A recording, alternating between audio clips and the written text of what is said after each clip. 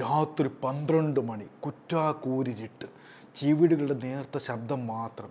Second show കഴിഞ്ഞ് മോഹനും ചന്ദ്രനും കൂടി ആ സൈക്കിളിൽ ആ വഴി ഇങ്ങനെ വരികയാണ്. അവർ ആ കുറ്റാക്കൂരിട്ടിൽ ഒരു രൂപത്തെ കാണുകയാണ്. കുറച്ച് ദിവസങ്ങൾക്ക് മുമ്പ് മരിച്ച് അടക്കപ്പെട്ട രാമൻ്റെ ആ രൂപം ഇങ്ങനെ വടിയും കുത്തി നടന്ന് പോവുകയാണ്. സൈക്കിൾ ഇട്ടെറിഞ്ഞ് മോഹനും ചന്ദ്രനും കൂടി എങ്ങോട്ടും ഒരു ഒറ്റ ഓട്ടമായിരുന്നു. എന്തായാലും ആ രൂപത്തെ അസമയത്ത് പലരും ആ ഗ്രാമത്തിൽ കാണുകയാണ്. മരിച്ചുപോയ രാമൻ്റെ രൂപം. ഗതി കിട്ടാതെ ഇപ്പോഴും ആ രാമൻ്റെ പ്രേതം ഇങ്ങനെ അലഞ്ഞു തിരിഞ്ഞ് കിടക്കുകയാണ്. എന്തുകൊണ്ടായിരിക്കാം രാമന് ഗതി കിട്ടാത്തത്? ആ കഥയാണ് ഇന്ന് പറയാൻ പോകുന്നത്. രാമനെ ആന ചവിട്ടി കൊന്നു കളഞ്ഞു കേട്ടോ. ഒരു വല്ലാത്ത ചവിട്ടലായിപ്പോയി. കാല് വേറെ, കൈ വേറെ, പല്ല് വേറെ, മുടി വേറെ എന്ന് പറയുന്ന തിരിച്ചറിയാൻ പറ്റുന്ന അവയവങ്ങളൊന്നുമില്ല. മുഖം കൊണ്ടല്ലോ ആന ചവിട്ടി പൊളത്തി കളഞ്ഞ് പല്ലൊക്കെ ഇങ്ങനെ വെളിയിലോട്ട് തള്ളിയിരിക്കുവാണ്. ചിലർക്കൊന്നും അങ്ങോട്ട് നോക്കാനേ പറ്റത്തില്ല. എന്നാൽ ഈ കള്ളിമുണ്ടും ഷർട്ടും കൊണ്ടൊക്കെ തിരിച്ചറിയാൻ പറ്റും ഇത് രാമനാണെന്ന്. രാമൻ്റെ കയ്യിലുള്ള കുറേ സാധനങ്ങളൊക്കെ ഇങ്ങനെ ചിന്നിച്ചേറി കിടക്കുകയാണ്. കുറച്ച് മരുന്നുകൾ, കുറച്ച് ഇലകൾ, കുന്തിരിക്ക, അങ്ങനെയുള്ള കുറേ സാധനങ്ങളൊക്കെ ചിന്നിച്ചേറി കിടക്കുകയാണ്. കാടിനോട് ചേർന്നുള്ള റോഡിലാണ് ഈ മൃതദേഹം കണ്ടെത്തിയിരിക്കുന്നത്. ഒരു വല്ലാത്ത കാഴ്ചയായിപ്പോയി. ആനയുടെ മുമ്പിൽ പെട്ടുള്ള അവസ്ഥ അറിയാമല്ലോ. ഇത് രാമനാണോ ലക്ഷ്മണനാണോ എന്ന് ആനയ്ക്ക് അറിയത്തില്ല. കിട്ടിയ പടം വാരി വലിച്ച് തൂക്കി അടിച്ചു കളയും. ആ അടിയിലാണ് രാമൻ ഇത്ര മാരകമായിട്ടുള്ള പരികളൊക്കെ ശരീരത്തിൽ മുഴുവൻ പറ്റിയിരിക്കുന്നത്. ഈ 72 വയസ്സുണ്ട് കക്ഷി കേട്ടോ. പക്ഷേ 72 വയസ്സുണ്ടെങ്കിൽ നല്ല ആരോഗ്യ ദൃഢഗാത്രനാണ് നമ്മുടെ രാമൻ കൊച്ചാട്ടൻ. 7 മക്കളെയൊക്കെ ഈ പ്രായത്തിൽ സൃഷ്ടിച്ചു. അപ്പോൾ തന്നെ അറിയാമല്ലോ ആരോഗ്യത്തിൻ്റെ ഒരു ഗാഠത എന്ന് പറയുന്നത്. മക്കളെയൊക്കെ നന്നായിട്ട് നോക്കുന്നുണ്ട്. ഒരു ബുദ്ധിമുട്ട് പോലും ഇല്ലാതെ എല്ലാ മക്കളെയും കല്യാണം കഴിപ്പിച്ച് സ്വസ്ഥമാക്കിയിട്ട് ഇങ്ങനെ ഊരി ചുറ്റി നടക്കുന്ന സ്വഭാവമാണ് ഇപ്പോൾ രാമൻ ചേട്ടൻ. എന്തായാലും ആ രാമൻ ചേട്ടൻ്റെ മരണവിവരം അറിഞ്ഞു ആൾക്കാരെല്ലാം ആ മൃതദേഹം കാണാൻ വേണ്ടി ഓടി എത്തിയിരിക്കുകയാണ്. ആ വനത്തിലാണ് മൃതദേഹം കിടക്കുന്നത്. എന്തായാലും ഭയങ്കര വിഷമമുണ്ട് എല്ലാവർക്കും. ബന്ധുക്കളൊക്കെ ആണെങ്കിൽ നെഞ്ചത്തടിച്ച് നിലവിളിക്കുവാണ്.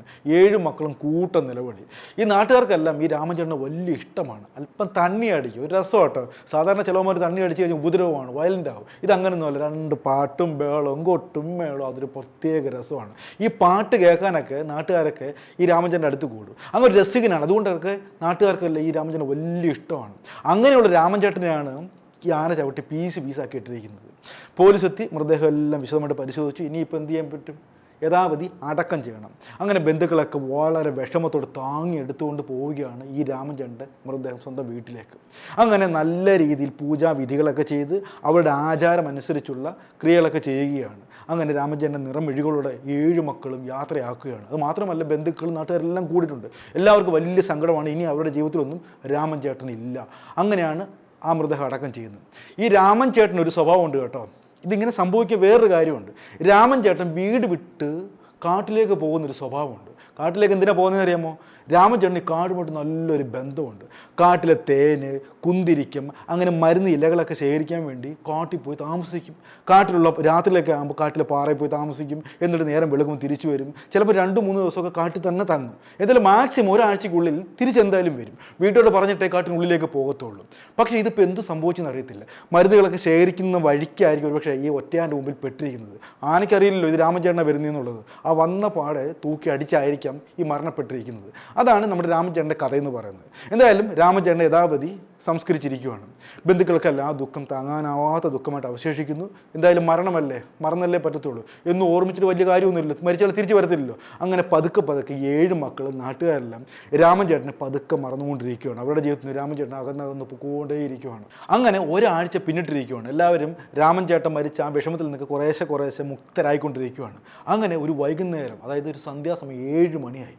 രമ ആ കാഴ്ച കാണുകയാണേ. ഒരാളിത് കൂനി പിടിച്ച് നടന്നു പോകുന്നു. നല്ല പരിചയമുള്ള നടത്തമൊക്കെ. ആ ഷർട്ടും മുണ്ടുമൊക്കെ താൻ എപ്പോഴും കണ്ടതുപോലെ. ഒന്ന് വിളിക്കാമല്ലോ. ഓയ്! അയാൾ തിരിഞ്ഞു നോക്കിയപ്പോൾ രമ ഞെട്ടി വിറച്ചു. അയ്യോ, രാമചേട്ടൻ്റെ പ്രേതം എന്ന് പറഞ്ഞു രമ ജീവനം കൊണ്ട് ഒരൊറ്റ ഓട്ടമായിരുന്നു. ശരിക്കും പറഞ്ഞ രമയ്ക്ക് അതോടെ നല്ല പനിയായി. ഈ രാമചേട്ടൻ്റെ പ്രേതത്തെ ആ ലാഹ മഞ്ഞത്തറ ഗ്രാമത്തിലെ പലരും കണ്ടിട്ടുണ്ട്. രാത്രിയിലൊക്കെ ഇങ്ങനെ പോകുന്നതൊക്കെ വിളിക്കുമ്പോഴത്തേക്ക് സ്പീഡിൽ ഒറ്റ നടത്തിയാണ്. ശരിക്കും പറഞ്ഞാൽ അതൊരു ചർച്ചാ വിഷയമായിട്ട് മാറിയിരിക്കുവാണ്. രാമചേട്ടൻ്റെ പ്രേതം അസമയത്തൊക്കെ കറങ്ങി നടപ്പുണ്ട്. കാരണം എന്താ? ഗതി കിട്ടാതെ അലയുന്ന പ്രേതമാണ്. ആന ചവിട്ടിക്കൊന്നതാണ്. ആഗ്രഹം പോലും പൂർത്തീകരിച്ചിട്ടില്ല. അങ്ങനെയുള്ള ആത്മാക്കളൊക്കെ ഈ ഭൂമിയിൽ കറങ്ങി നടക്കുന്നതാണൊക്കെയല്ലോ എല്ലാവരും പറഞ്ഞിരിക്കുന്നത്. അങ്ങനെ ആ പ്രേതം ഇവിടെയൊക്കെ കറങ്ങി തിരിഞ്ഞ് നടപ്പുണ്ട്. അതൊരു ചർച്ചാ വിഷയമായിട്ട് മാറി. പലരും ഇപ്പോൾ അസമയത്തൊന്നും പുറത്തേക്ക് ഇറങ്ങി നടക്കാറില്ല, ഈ പ്രേതത്തെ പേടിച്ച്. അങ്ങനെ വീണ്ടും കുറച്ച് ദിവസം കൂടി മുന്നോട്ട് പോകുമ്പോഴത്തേക്കാണ് ഉഷ, അതായത് രാമൻ ചേട്ടൻ്റെ മകള് ആ കാഴ്ച കാണുകയാണ്. ആ കിളിവാതിലൂടെ ഒരാളിത് ആ പടി കയറി കയറി കയറി വരികയാണ്. കയ്യിലൊരു സഞ്ചിയുണ്ട്, കുറച്ച് പച്ചമരുന്നുണ്ട്, തേനൊക്കെ പിടിച്ചുകൊണ്ട് വരികയാണ്. ഇത് അച്ഛനല്ലയോ? അച്ഛൻ തന്നെയാണല്ലോ. അച്ഛനല്ലേ? ഇത് പ്രേതമാണല്ലോ എന്നൊക്കെ ഉള്ള പേടിയോടെ ഉഷ നിൽക്കുകയാണ്. ആ നടത്തവും ആ മുഖവും ആ കപ്ര മീശയൊക്കെ അച്ഛൻ്റെ അതേ മുഖം തന്നെ. വന്നയാൾ ആ വാതിൽ മുട്ടുകയാണ്. മോളെ ഉഷേ കഥ പറഞ്ഞേ എന്നൊക്കെ പറഞ്ഞു വാതിൽ മുട്ടുകയാണ്. ഉഷ കൊന്നാലും തുറക്കത്തെ കാര്യം എന്താ? വെളി നിൽക്കുന്നത് പ്രേതമാണ്, അച്ഛനല്ല എന്നുള്ള കാര്യം ഉഷയ്ക്കറിയാം. ഞാൻ തുറക്കത്തിലുള്ള പ്രേതമേ എന്നൊക്കെ പറഞ്ഞ് ഉഷ നിൽക്കുവാണ്. ഉഷ ചുണ്ണാമ്പിട്ട് കാണിക്കുന്നു, വെറ്റയെടുത്ത് കാണിക്കുന്നു, കുരിശെടുത്ത് കാണിക്കുന്നു, പിശാച എന്നൊക്കെ പറഞ്ഞ് പല രീതിയിലൊക്കെ ജനൽ വഴി കാണിക്കുന്നുണ്ട്. പിശാചാണെങ്കിൽ അല്ലെങ്കിൽ പ്രേതമാണെങ്കിൽ ഒറ്റ നിപ്പാണ്, അകത്ത് കയറിയേ പറ്റുന്നുള്ള വാശി നിൽക്കുവാണ്. പുറത്ത് ആ രൂപം എന്തായാലും നിവൃത്തി കേട്ട് കുറേ തട്ടും മുട്ടും ബഹളം എല്ലാം കേട്ടപ്പം ഉഷ പതുക്കെ കഥ തുറക്കുകയാണ്. മുമ്പിൽ നിൽക്കുവാണ് ആ സ്വരൂപം. പിശാചിനെ പോകുന്നൊക്കെ പറഞ്ഞിട്ട് മാറുന്ന ലക്ഷണമില്ല. എടി നീ എന്തോ കളിക്കുന്നെടി, ഞാൻ നിൻ്റെ അച്ഛൻ രാമനാന്നൊക്കെ ഇയാൾ ആണയിട്ട് പറയുകയാണ്. ഉഷ ഒന്ന് നോക്കി, ഇത്രയൊക്കെ ആട്ടി പായിച്ചിട്ടും ആ രൂപം പോകുന്നില്ല. ഒരു മനുഷ്യൻ്റെ എല്ലാ സ്വരൂപവും ആ രൂപത്തിനുണ്ട്. കണ്ണുണ്ട്, മൂക്കുണ്ട്, കൈലിയുണ്ട്, ഡ്രസ്സ് എല്ലാം ഉണ്ട്. കാലിലേക്ക് നോക്കി, കാല് ഭൂമിയിൽ തന്നെ ഉറച്ച് നിൽക്കുവാണ്. സാധാരണ പ്രേതങ്ങളൊക്കെ ഒന്ന് പൊങ്ങി നിൽക്കുമല്ലോ, അതാണല്ലോ നമ്മൾ സിനിമയിലെ കണ്ടിട്ടുള്ളത്. യക്ഷികളൊക്കെ ഇച്ചിരി പൊങ്ങി നിൽക്കും, ഇത് കാല് ഉറച്ച് നിൽക്കുവാണ്. ഉഷയ്ക്ക് എന്തോ ഒരു പന്തികേട് പോലെ. അപ്പോൾ ഇത് മനുഷ്യൻ തന്നെയാണോ? ഒന്ന് തൊട്ട് നോക്കി, തൊടാനും പറ്റുന്നുണ്ടല്ലോ. ആ മീശ പിടിച്ചു നോക്കി, ആ മീശയിലൊക്കെ ഒന്ന് തഴുകുകയാണ്. മുഖമൊക്കെ ഒന്ന് പിടിക്കുകയാണ്. ഇത് അച്ഛൻ തന്നെയാണ്. ഉഷയ്ക്ക് ഉറപ്പായി ഇത് തൻ്റെ സ്വന്തം അച്ഛൻ തന്നെയാണ്. അച്ഛൻ തന്നെയാണോ വെച്ചാൽ? എടി ഞാൻ നിൻ്റെ അപ്പനാ രാമൻ, ഞാൻ കുറച്ച് ദിവസം കാട്ടിലായിരുന്നു, നിന്നെ കാണാൻ വേണ്ടി വന്നതാ. എൻ്റെ കൈ മരുന്ന് തേനൊക്കെ ഇരിക്കുന്നുണ്ടല്ലോ, നിനക്ക് എന്നെ മനസ്സിലായില്ലയോ? അപ്പോൾ അച്ഛൻ മരിച്ചില്ലയോ വെച്ചാൽ? ഉഷ ഒറ്റ ചോദ്യം, മരിച്ചില്ലയോന്നോ? ഞാനോ? എടി ഞാൻ പയറുപോലെ നിൽക്കുന്ന രാമൻ, നിൻ്റെ അപ്പൻ. ഉഷയ്ക്ക് ഒന്നും പറയാൻ പറ്റാത്ത അവസ്ഥയായി. രാമനാണെങ്കിൽ ആണയിട്ട് പറയാൻ ഞാൻ മരിച്ചില്ലെന്ന് പറയുകയാണ്. എന്തായാലും ഈ ഉഷയുടെയും ഈ രാമൻ്റെയൊക്കെ സംസാരം കേട്ടുകൊണ്ട് നാട്ടുകാരെല്ലാം ആ വീട്ടിലേക്ക് ഓടിക്കൂടുകയാണ്. എല്ലാവർക്കും ഒരു കാര്യം ബോധ്യമായി, രാമൻ മരിച്ചിട്ടില്ല, രാമൻ്റെ പ്രേതവുമില്ല, ഇത് രാമൻ തന്നെയാണ്. പിന്നെ ആ മരിച്ച അടക്കിയതാരായിരിക്കും? കുറച്ച് നാൾ മുമ്പ് ഒരു ആന ചവിട്ടിക്കുന്ന ഒരാളുണ്ടല്ലോ, രാമൻ്റെ അതേ മുഖമുള്ള, അതേ കൈലിയുള്ള, അതേ ഷർട്ടുള്ള, അതേ സാധനങ്ങളൊക്കെ ചെതറി കിടന്ന രാത്രി ഉണ്ടല്ലോ, ആ സമയത്ത് മരിച്ചു കിടന്ന ആരായിരിക്കും? എല്ലാവർക്കും സംശയമായി. ഇനിയിപ്പോൾ ആ സംശയം മാറണം, എന്ത് ചെയ്യണം? ആ കുഴി മാന്തണം.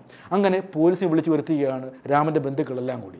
എന്നെ കണ്ട് തിരിച്ചറിയുന്നത് നെല്ലിക്കപ്പാറ ഈ കടുവ അടിച്ചു വന്ന അദ്ദേഹത്തിൻ്റെ ഭാര്യ വേണ്ട ഇങ്ങനെ, അതാണ് രാമൻ ബാബു. അപ്പോൾ ഞാനും ഞെട്ടി നിൽക്കുകയാണ്. എനിക്ക് എന്ത് സംഭവം വീണ്ടും വരുമോ? എന്തിനാ എന്റെ പേരൊക്കെ ഞാൻ പറയുന്നത്? രാമൻ ബാബു അന്ന് അച്ഛനെ ചൂണ്ടി കാണിക്കുകയും ചെയ്യുന്നുണ്ട്. ആ കുഴിക്ക് തൊട്ടരികിൽ രാമൻ ഇങ്ങനെ നിൽപ്പുണ്ട്. രാമൻ്റെ കണ്ണുകൾ ആ കുഴിയിലേക്ക് തന്നെയാണ്. തൻ്റെ മൃതദേഹമാണ് പുറത്തെടുക്കാൻ പോകുന്നത്. അങ്ങനെ പോലീസ് ആ കുഴി തോണ്ടി മൃതദേഹം പുറത്തെടുക്കുകയാണ്. രാമൻ ഒന്നും ഞെട്ടി. തൻ്റെ അതേ മുഖം, തൻ്റെ അതേ കൈ, തൻ്റെ അതേ കളറൊക്കെ ഉള്ള ഒരു വീർത്ത മൃതശരീരം. രാമന് ഉറപ്പായി തൻ്റെ അതേ രൂപം തന്നെയാണ്. ശരിക്കും പറഞ്ഞാൽ ബന്ധുക്കൾ വീണ്ടും ബഹളം വെക്കുക, അയ്യോ അച്ഛാ അച്ഛാ എന്നൊക്കെ പറഞ്ഞ് വീണ്ടും കരയുകയാണ്. രാമൻ അവരെ സമാധാനിപ്പിക്കുക, എടി മക്കളെ ഞാൻ ആ ജീവനോട് നിൽക്കും, നിങ്ങൾ കരയണ്ട. അച്ഛൻ ചത്തില്ലേ അല്ലേ, ഞാൻ വിചാരിച്ച് ചത്തെന്നും പറഞ്ഞിരിക്കുമെന്ന് പറഞ്ഞ് വീണ്ടും ബന്ധുക്കൾ ആശയക്കുഴപ്പത്തിലേ. എന്തായാലും ബന്ധുക്കളെയൊക്കെ ആ രാമൻ സമാധാനിപ്പിക്കുകയാണ്. രാമൻ ജീവിച്ചിരിപ്പുണ്ട്, അച്ഛൻ മരിച്ചിട്ടില്ലെന്നൊക്കെ പറഞ്ഞ് അവർക്കൊരു സ്വാതന്ത്ര്യം കൊടുത്തു. ഇവിടെ പോലീസ് വലിയൊരു പുലിവാലി പിടിക്കുകയാണ്. യഥാർത്ഥ രാമൻ ജീവനോടുണ്ട്, എന്നാൽ ഈ മരിച്ചടക്കപ്പെട്ട ഈ മൃതശരീരത്തിന് ഉടമസ്ഥനാരാണ്? അത് വലിയ തലവേദനയാണ്. അങ്ങനെ പോലീസ് ഈ അടുത്ത സമയത്ത് നടന്ന കേട്ടോ, തണ്ണിത്തോട് ഭാഗത്ത് നടന്ന സംഭവമാണ്. സോഷ്യൽ മീഡിയയൊക്കെ നല്ല സജീവമാണല്ലോ. സോഷ്യൽ മീഡിയ വഴി ഒരു പരസ്യ പ്രചാരണം നടത്തുകയാണ്. ഈ രൂപത്തിൻ്റെ യഥാർത്ഥ അവകാശികൾ ആരെങ്കിലും ഉണ്ടെങ്കിൽ ഇത്രയും പെട്ടെന്ന് കോന്നി പോലീസ് സ്റ്റേഷനുമായിട്ട് ബന്ധപ്പെടുക പറഞ്ഞ് വലിയൊരു പബ്ലിസിറ്റി കൊടുക്കുകയാണ്. ദിവസങ്ങളോളം പോലീസ് വളരെ പ്രതീക്ഷയോടെ കാത്തിരിക്കുകയാണ്. ഇതെന്തായാലും ഉടനെ ആളെ തിരിച്ചറിയാൻ വേണ്ടി ബന്ധുക്കളൊക്കെ തിരിച്ചെത്തും. എവിടെ? ഒരു ദിവസമായി, 2 ദിവസമായി. അങ്ങനെ ആ മൃതദേഹത്തിൻ്റെ ഉടമസ്ഥാവകാശം തെളിയിക്കുന്ന ഒരാൾ പോലും ആ സ്റ്റേഷനിൽ എത്തിയിട്ടില്ല. പോലീസ് തീരാ തലവേദനയായിട്ട് ആ ഉടമസ്ഥനെ തിരക്കി ഇങ്ങനെ നടക്കുകയാണ് ഇപ്പോഴും. എന്തായാലും ബന്ധുക്കൾക്ക്, അതായത് രാമൻ്റെ മക്കൾക്ക് വലിയ സമാധാനമായി. എന്തായാലും അച്ഛൻ ജീവനോട് തിരിച്ചു വന്നല്ലോ, അതിന് വലിയ സമാധാനമായി. ഇനി ചത്തത് ആരെങ്കിലും ആവട്ടെ, അത് നമ്മളെ ബാധിക്കുന്ന കാര്യമല്ല എന്നുള്ള ആശ്വാസം ഇരിക്കുവാണ് രാമൻ്റെ 7 മക്കൾ. പക്ഷേ ആ മൃതദേഹം തോണ്ടിയെടുത്ത ആ ദിവസം മുതൽ ഒരാൾ ഉറങ്ങിയിട്ടേ ഇല്ല.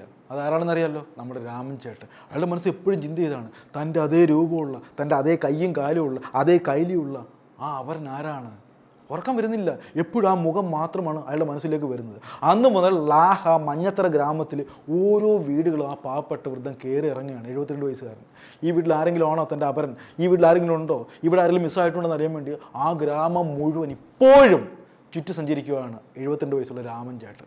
എന്തായാലും പാവൻ രാമൻ ചേട്ടൻ്റെ അപരനെ ഈ നിമിഷം പോലും തിരിച്ചറിഞ്ഞിട്ടില്ല എന്നുള്ളതാണ് മറ്റൊരു വസ്തുത. ഉടനെങ്കിലും രാമചേട്ടൻ ആ അവരിനെ തിരിച്ചറിയട്ടെ എന്നുള്ള ഒരു പ്രാർത്ഥനയുമായി ഇന്നത്തെ എപ്പിസോഡ് അവസാനിപ്പിക്കുന്നു. നന്ദി, നമസ്കാരം.